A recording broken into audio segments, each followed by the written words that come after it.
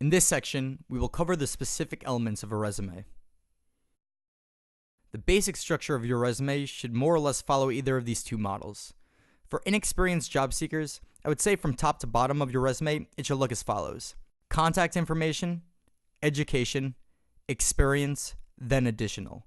For experienced job seekers, the order should be contact information, experience, then education. What makes someone inexperienced or experienced depends on the industry. However, as a rule of thumb, any students or anyone with less than 18 months of job experience fall under inexperienced. The main difference between the two resume formats is having an additional. Use your judgment on including an additional. If the company is super corporate and serious, cater the content of the additional accordingly or take it out completely. It also truly depends on how interesting your additional is.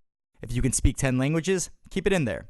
If your additional says your interests are like yoga, Taylor Swift, and kittens, take it out. On the same note, use your judgment for other elements. If your education is much stronger than your experience, put education first. If your experience is much stronger than your education, put experience first.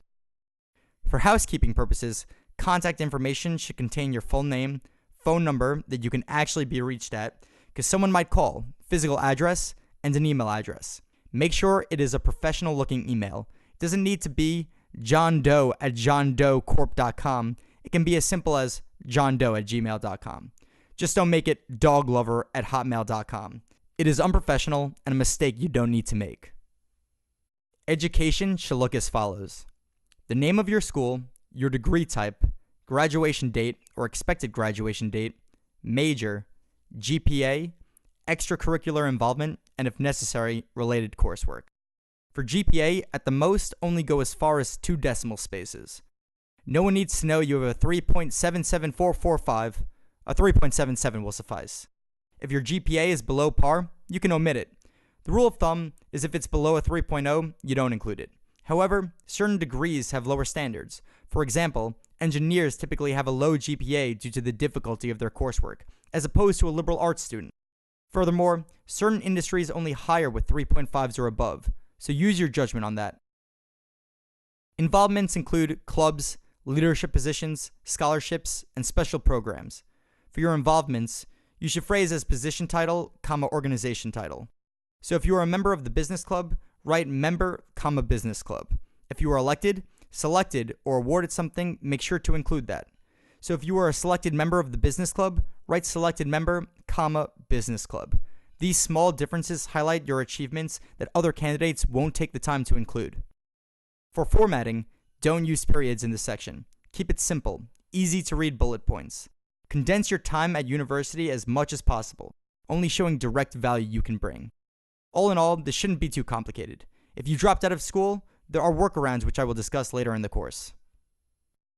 Your experience section should have about 3 to 5 experiences using this structure. Real experiences, not out-of-body experiences like the ones you experienced at Burning Man. Company name, job title, date of experience, and location. Formatting isn't too important, just make sure all of these elements are included somehow.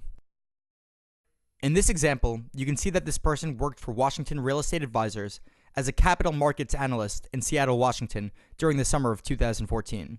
Each experience should have 2 to 4 bullet points describing your contributions to the company.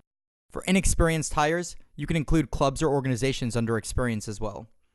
You should order your experiences from most relevant, which is typically most recent, at the top, and least relevant to the bottom. Additional. This is the place to show some flavor, such as your personality, hobbies, and miscellaneous endeavors, such as sports, volunteer work, and places traveled.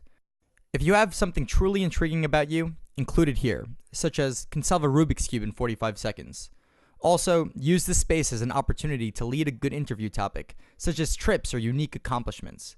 If you are concerned the recruiter might think you don't have a certain technical skill set, you can mention them here, such as proficient in Adobe Photoshop. However, don't mention the obvious.